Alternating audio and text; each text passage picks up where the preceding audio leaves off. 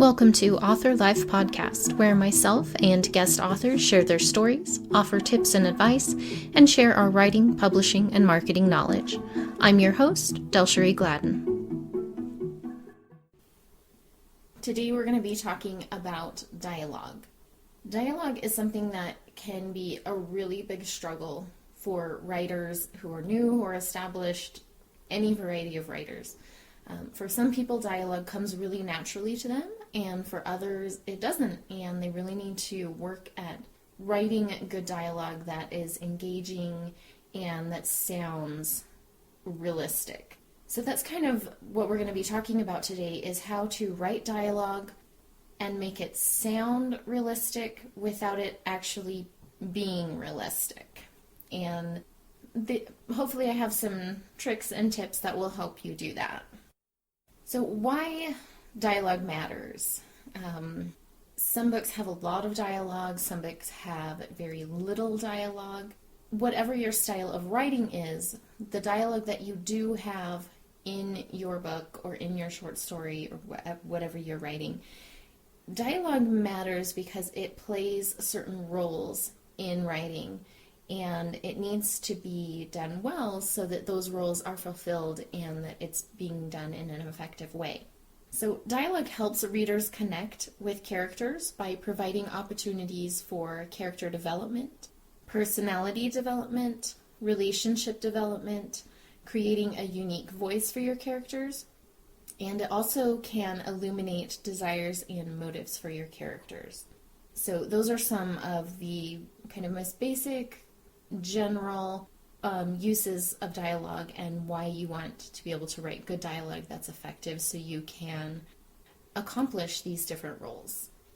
What dialogue can do for your story is also important. Dialogue often can be used to advance the story or the plot. It can be used to communicate information. It helps your character and you as the writer develop voice. It illuminates the theme. It can help provide conflict. We'll talk about that more later. Dialogue can be a great way to introduce conflict into a scene. And it can also be used to change the plot direction, kind of provide that aha moment for your characters where they change the path that they were on after receiving some information. Dialogue can be a really good way to do that quickly and succinctly and not have to really kind of draw it out with a lot of internal thought and musing and that sort of thing. So it can be a really effective way to do that. Now, there are some things that dialogue should not do, and we'll talk about kind of how to avoid some of these. Dialogue should not tell information in the author's voice. If the reader is reading something and they can tell that it is Delsheree Gladden speaking and not one of the characters, that is not dialogue that is effective and that is done well. You want dialogue to be in your character's voice, not in your own voice. And that can be a really difficult thing to do. We'll go into that a little bit more, how to make that authentic to your character. Dialogue should also not provide exposition in a way that questions credibility. And by that what I mean is, think about conversations that you have in your everyday life, at work, at school, what have you. How often do you have a conversation with someone where they are basically giving you a 5-page book report on a specific subject? That's a lot of information being poured out through dialogue in a way that would not happen normally. So you really want to try to avoid that. If you do have a lot of information to present, we'll talk about how to do that kind of in an exchange way to make it feel more natural and when to interrupt, when to not interrupt. So you can use dialogue to give your readers a lot of information, but there's a way to do that properly so it doesn't come across as basically a book report. Dialogue should not slow down the plot or the story movement. If you find your characters just kind of sitting around having a really random or pointless conversation because you're not sure where to go, or you're kind of just trying to develop some casualness through the characters, what that ends up doing is just really bogging down your story. if your dialogue is not providing content or information or conflict, it really shouldn't be there, and that needs to be taken out. Dialogue should also not be the main form of providing setting. Consider yourself when you walk into a new room or even a room you're familiar with, how often do you comment on it? Oh, that tan wall is really a lovely shade. Or, oh, I really like the floral print on that couch that has been in my living room for 5 years. Those just aren't things that you're going to comment out loud on. You may have an internal observation or, kind of take stock of the room in your thoughts, or that may just be a narrative description that you're going to include in there. But often that comes across very awkward in dialogue. So we want to try to avoid that as much as possible. Another thing we don't want to use dialogue for is to address the author's opinion. And that is related to not writing dialogue in the author's voice, but it gets a little bit more detailed because you as the author have opinions on a variety of subjects. Those are not always necessarily the same opinions that your characters hold, or that they would logically hold. How many 14-year-olds have some really deep thoughts on the political situation in today's world? There are going to be some, but the majority of 14-year-olds probably, have no idea who's running for president. That's just not something that's within their realm. So, if you have a character discussing things that you as the author care about and are interested in, but they are not something that your character would be concerned about, that comes off as feeling like the author is talking through the character rather than the character talking. And the last thing, as far as what dialogue should not do, is dialogue should not be purposeless. If there is no reason for this conversation to be going on within the story, it shouldn't be there. Dialogue should have a point. It should communicate information of some kind or provide some sort of conflict or progression with the story or the information. If it does not do that, if you're reading back through it thinking, why are they talking about this? Then let's just get rid of that. Let's clean up that scene and either change the dialogue or just get rid of it completely. Now, when I gave kind of the introduction to this podcast, I talked about how we're going to work on making dialogue sound real without being real. So let's kind of discuss a little bit further this real versus real concept when it comes to dialogue. Real dialogue that we hear every day is not pretty.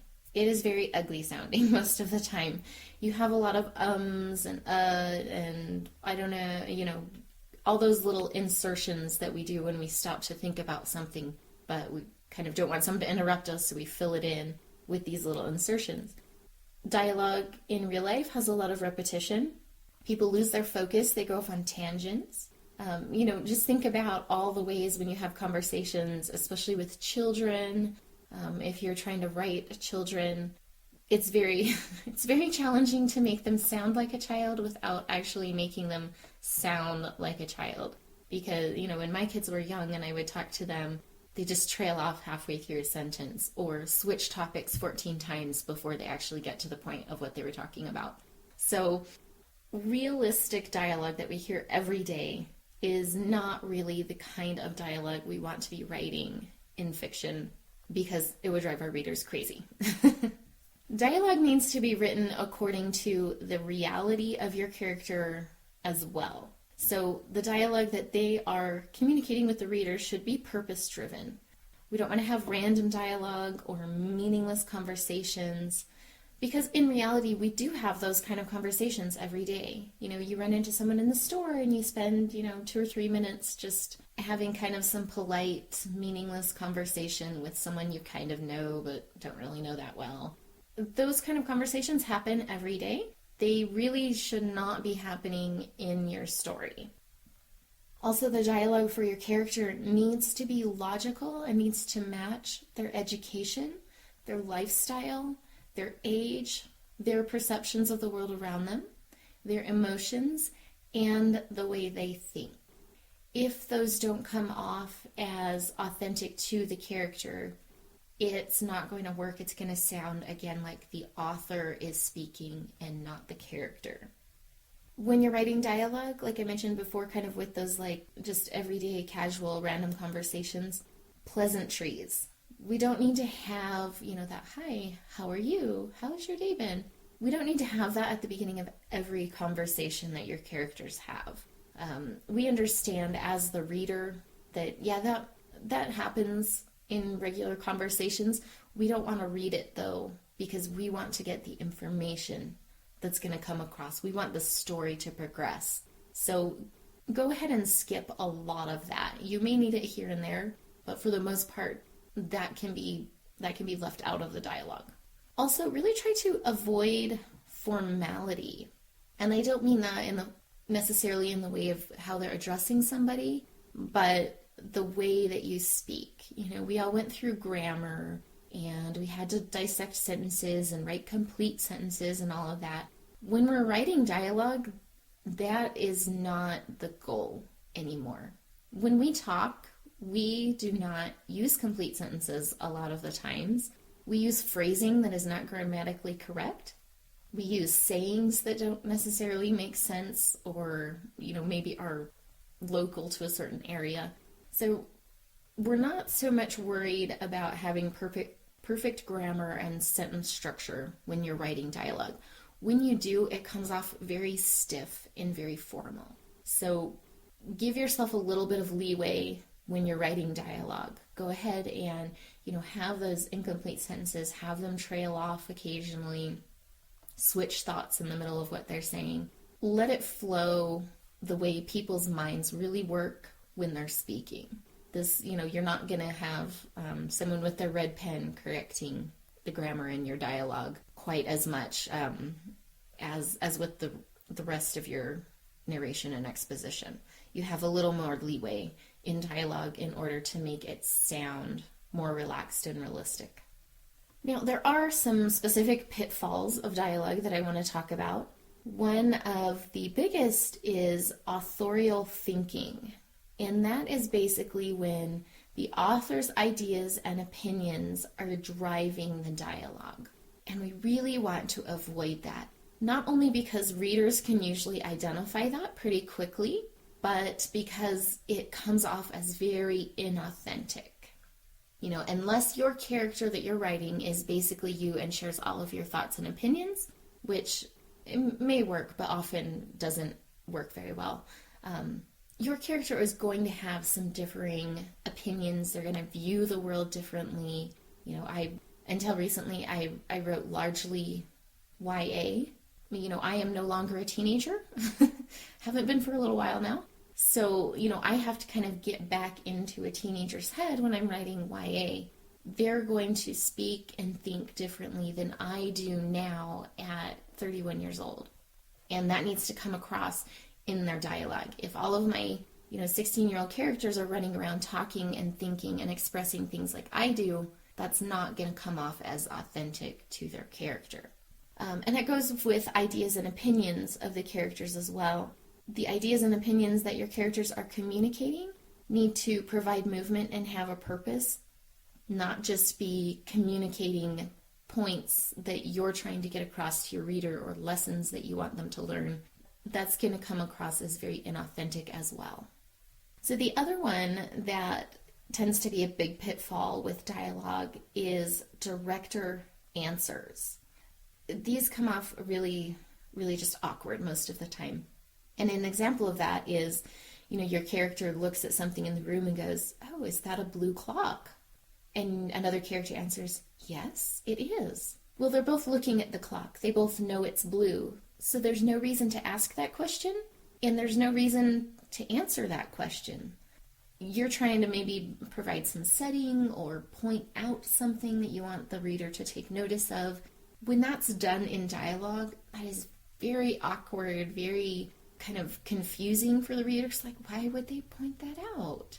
That would be much better expressed with the character simply having an internal observation of like, oh, I really like that blue clock. That's really cute. Something along that line where they're noticing it, they kind of have that stick in their mind. They're not communicating that out loud. because that would just be weird. So if you do have a purpose behind that character noticing the blue clock, find a more natural way for that to happen. If there is no reason that they're talking about a blue clock, don't talk about a blue clock. If that has no purpose and no importance to the story, don't point it out. That kind of goes back to that meaningless conversation. And, and having those direct answers really slows the momentum and can honestly be kind of confusing to the reader because they don't know why you're pointing that out. Now let's talk a little bit about the sound of dialogue. There are different types of sound that I want to discuss. And the first one is the character's unique sound. The sound of your character's voice, how they talk, what words they use, all of that, their cadence, their speech patterns, all of that is often dependent on their location, their intelligence, their education, their social standing, maybe their political or religious upbringing. All of those factors are going to have some part to play in your character's sound and their unique voice. And as you're kind of developing their dialogue patterns, take all of that into consideration. How do they speak? Why do they speak that way? Does their background influence the way they speak and interact with others? And, sometimes that takes a little while to develop. And, you're halfway through your book before you're like, I finally have found their voice. And then maybe you need to go back and make some changes in the earlier part when you're doing your editing. And that's totally fine. That often does take some time to kind of develop. You also want to consider the author's sound. And that's going to be your own background and everything influencing a little bit. It is going to be an influence. You want to try to, keep that to a level that it's not making all of your characters sound the same. But that is going to play a part because, the way that you write dialogue is going to be influenced by the way you speak. And that kind of comes into account when you're talking about cadence or word choice, rhythm of speech, speech patterns. So that is something that yes, it is going to be an influence, but we want to keep that balanced so that, you still have a voice in your writing, but it's not overpowering your characters' voices. The last one that I want to talk about as far as sound goes is situational sound. And that is basically going to be the type of speech needed for a particular situation. When we get into different situations, we do speak differently. We alter our speech patterns. We maybe alter our word choice, how we speak to other people. That's going to change dependent on the situation in real life, and it should as well in your writing. For example, if you were having an audience with the Pope, you're going to, be very professional, maybe a little bit more formal, keep things very concise and, try not to ramble or say crazy things. That's going to be a more formal setting, and your speech should reflect that, versus hanging out with your friends on a Friday night while you're waiting for a movie to start. There you're going to have a lot more slang, a lot more hanging sentences, or, switching topics in the middle of things, oh yeah, hey, did you remember this sort of stuff. You're going to talk with a group of friends much differently than you would talk with an employer or with someone you don't know. So do take that into account, what the situation is when you're developing dialogue in a particular scene. Now let's talk about dialogue as exposition. This is sometimes referred to as Eddie the Explainer. And we really don't want Eddie to show up in your story if you can possibly help it. Nobody likes Eddie the Explainer. It gets really tiresome for readers. So basically, what you want to avoid, so we don't have Eddie the Explainer showing up in the middle of your book, you want to avoid using dialogue to info dump. And this kind of goes back to that book report conversation. It's too much if you give everything your character knows in the form of dialogue. That is a lot of information to take in without pausing or breaks. It's also very unrealistic. Like I said, think about how many times you've had a conversation like that. probably very few, and you probably like tuned out halfway through it because you got tired of listening. Also, this is an obvious situation of telling, that kind of show, don't tell. When you just pour information into dialogue and your character just keeps talking and talking and talking, readers are going to recognize that and be like, oh my gosh, that's just too much for me to take in at once. It's too much telling. And what happens in that situation is they start to skim the conversation. And unfortunately, they're probably going to miss something that was fairly important, but it was just too much. And they just tried to take in the highlights and get back to the story and get back to the action. Also, this type of dialogue interrupts the flow of the story because you're taking a break from any sort of action or progression or development, and you're just saying, wait, hold on, stay right there. I have to tell you everything I know about this situation in the next 2 pages. And that's just too much. And readers will either stop reading, maybe go make a sandwich, and who knows if they're going to come back to it, or they do just kind of skim and be like, yeah, okay, what happened with, Joe and Sarah? I want to get back to the story. And then they lose valuable information, which we really want to try to avoid. A better way to provide some of this is in subtext. And that's an important part of dialogue, is what's not said, what the character thinks in between hearing different pieces of information, what they do as they're hearing it. Does it make them uncomfortable? Does it make them excited? Take a break from the dialogue. Let your character have a reaction to it at different points. Break that huge chunk of information up into smaller pieces and let your character process, react, and consider what they're hearing. And that will make the information that you do need to get out much easier to digest. Now let's talk a little bit more about character-specific dialogue. We talked a little bit about the sound, about characters having a unique sound, and how that needs to be based on their life experiences. Even though you're writing a character, they are imaginary, your character had a life that started before page 1. And that needs to be taken into consideration when you are writing dialogue for that. So some of the things that you need to consider as you're developing dialogue, you want to think about any accents they might have, what kind of slang they might use, different type of localisms. I know that there are, goofy little sayings that we have here in, rural New Mexico that, are not said anywhere else in the country. And I think every place has that a little bit. You do want to use those sparingly, not overwhelm your reader with those little localisms. But, throwing them in here and there, that can be a good way to develop a more unique sound for your character. You also want to consider word choice. Think about vocabulary. A lot of that's going to come in with their education, their age. A 3-year-old is not going to speak the same way and use the same words that a 16-year-old is going to use. They just don't have that vocabulary yet. They don't have understanding of bigger concepts that they can communicate. So, take into account, is it logical that this character would be using these words? And, like I said, a lot of that comes into play on their situation, their education, whether they're readers or mainly stick to a specific type of entertainment. That's going to influence their word choice. You also want to consider the cadence of their speech. And that is the length of their sentences, different styles of phrasings that they'll use. Every character should speak a little bit differently. Some people, when they talk, are very concise. They use short sentences, they get the information out, and when they're done, they're done. Other people are a little bit more rambling, they'll kind of eventually get to the point.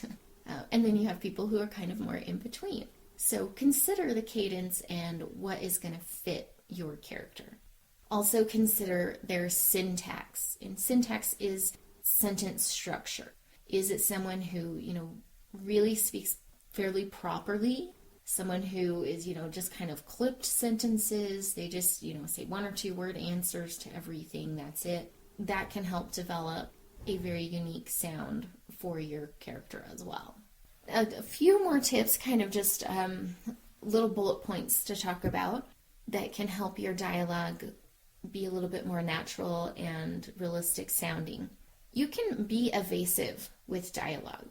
It's very common in regular speech to, kind of answer, give a partial answer, or, give some of the information, but not all of the information. It's not very often in real conversations that someone asks a question and gets a direct answer, and they ask another question and get another direct answer. That doesn't happen in a lot of realistic speech patterns, and when you're reading that in fiction, it comes off as really boring. Did you go to the movies on Friday night? Yes, I did. Did you have some popcorn? Yes, I did. And you're just like, oh, geez, just get on with it. Even if the questions are important, it's when it's delivered in that very direct Q&A, it's tedious for the reader.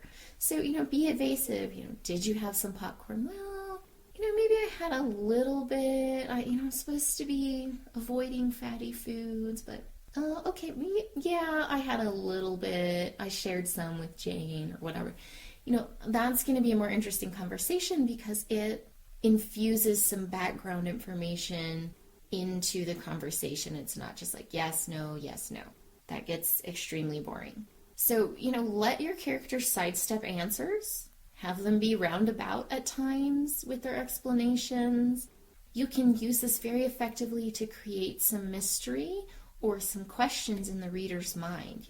Why aren't they just giving a straight answer? Why are they being kind of weird about this? That can be a really effective way to introduce some conflict through dialogue. Another tip for using dialogue is using silence. You don't always have to respond immediately. Sometimes your character needs a minute to process, to think up a good answer. And when you have those moments of silence, it not only breaks up bigger pieces of dialogue, it inserts exposition to allow for internal thought and emotion and observations from your character. And that's kind of back to that subtext. Not all the information needs to come through dialogue. Some of that information needs to come through your character's internal thoughts and considerations of what's being discussed. And just kind of a tip for writing dialogue is worrying about polishing it later. Sometimes dialogue takes a lot of reworking. The first time you go through, the best response often comes after, thinking about it for a few days. And I think probably most of us have experienced that in real life where, you have a conversation and 2 days later you're like, oh, that's what I should have said. I know that's usually me. I never come up with the quick, clever response on the spot. It's always, a week later or something. Sometimes that's true for your dialogue as well. Sometimes you just need to go through and write it, get the information down, get the scene done, and then come back to it later and really evaluate the dialogue a little bit better. Oh, this is going to be a better response. Or, maybe she shouldn't just give him the answer so easily. I want to create a little bit more conflict here. So don't feel like your dialogue has to be perfect on the first try. A lot of conversations when you're writing, they're going to take a couple passes before you get it exactly where you want it to be. And that is perfectly fine. Another tip for dialogue is to break up long sections of dialogue with action and movement. And, this doesn't have to be big. This can be something as small as, a couple is having a conversation in the kitchen and they're in the middle of making dinner. So before she answers something, she's got to stir the chicken, sauteing on the stove. Or, he's trying to find something in the cupboard and gets distracted for a minute and doesn't answer right away. Or he needs to think about something. So he busies himself, chopping up vegetables or whatever. Use moments of action and natural movement that we have during conversation. Use that to break up the dialogue and create more of a whole scene rather than the entire scene just being dialogue. And kind of the final tip I want to give for writing dialogue is that after you've written your conversation, you've got through your chunk of dialogue that you're working on, go back and read it out loud. And, don't just read it straight through quickly. Read it the way you want it to play in your reader's head. Give some emotion in the voice, pause where you think they should pause, really kind of act out the dialogue. And when you do that, you're going to hear the tone, you're going to hear the cadence, and whether or not the word choices work. And then you can make adjustments to make it sound more like your character. Reading dialogue out loud is where you're usually going to find the problems with it. Be like, oh my gosh, like that was the longest sentence in the world. Like they just packed everything they knew into one paragraph. And that was really hard for me to just read continuously. That's going to be hard for the reader to pay attention to that long. Or just be like, oh, I don't think Derek's would actually say that. That sounds really weird coming from him. And so when you read it out loud, it does help you identify those trouble spots in your dialogue.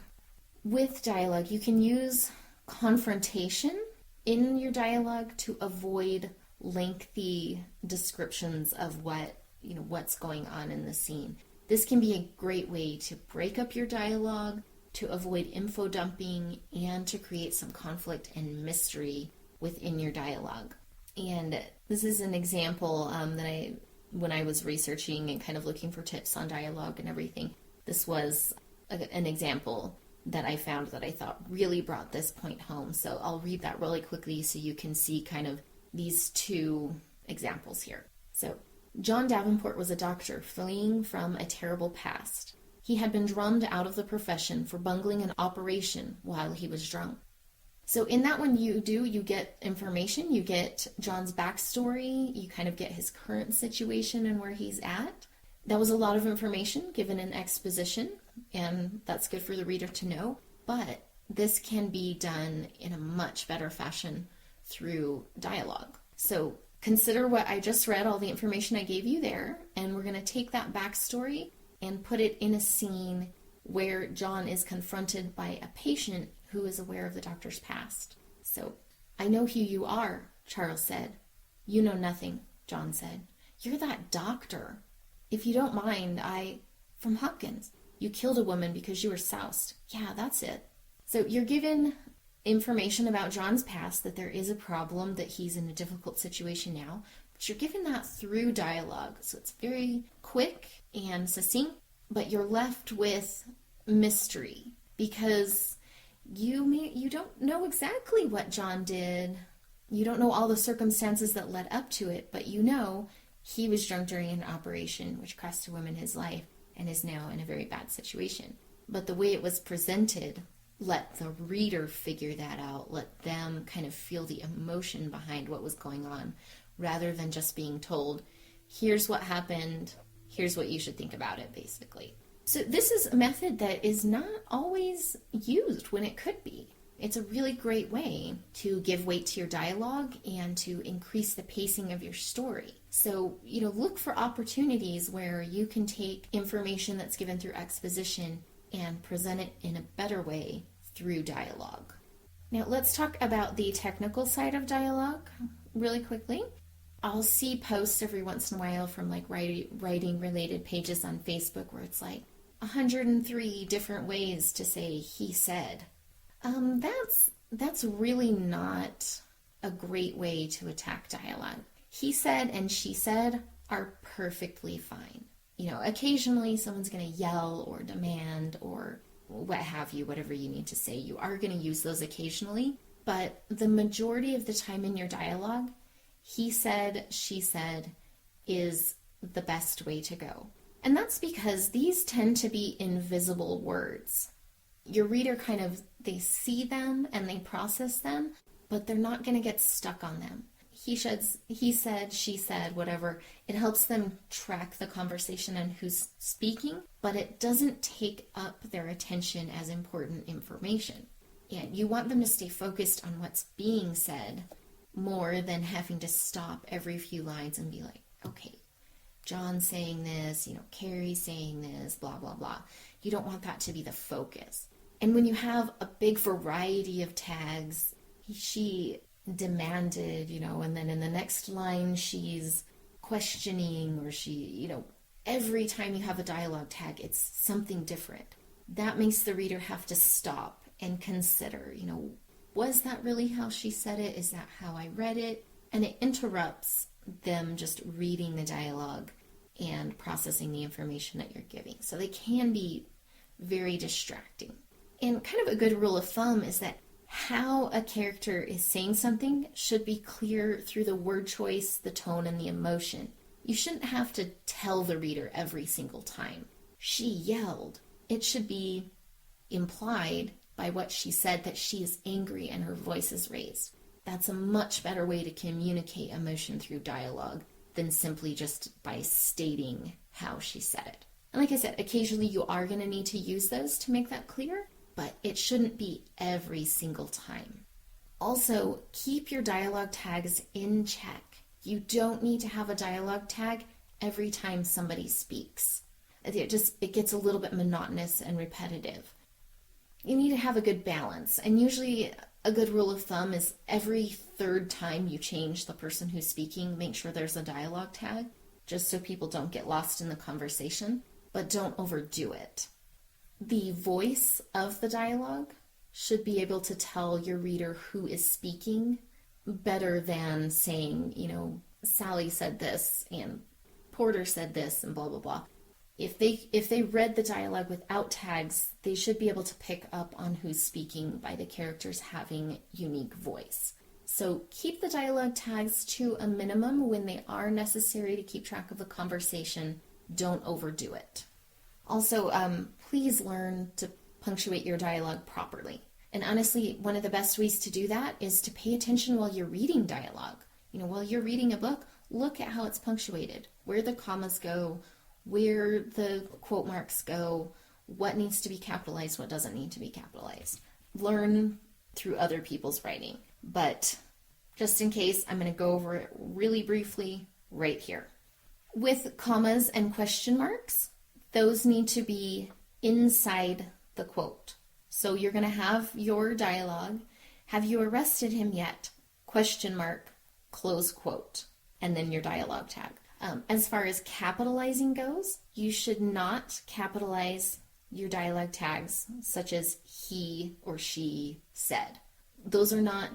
You're not starting a new sentence, you're completing the sentence begun by the dialogue. So if your dialogue tag says, have you arrested them, I demanded, that's still part of the same sentence. The quote does not begin a new sentence.